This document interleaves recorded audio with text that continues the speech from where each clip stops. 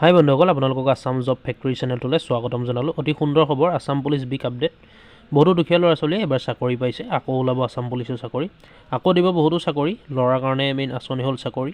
গতিকে শুনক এই মন্তব্য আমাৰ মৰমৰ মামাৰ বহুত গুৰুত্বপূৰ্ণ মন্তব্য।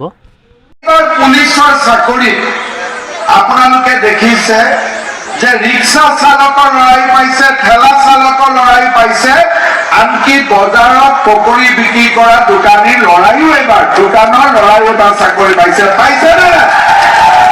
গতিকে ল'ৰাৰ কাৰণে আটাইতকৈ ডাঙৰ আঁচনি হ'ল কৰাপশ্যন নোহোৱাকৈ বিনা পইচাত চাকৰি, হয়নে?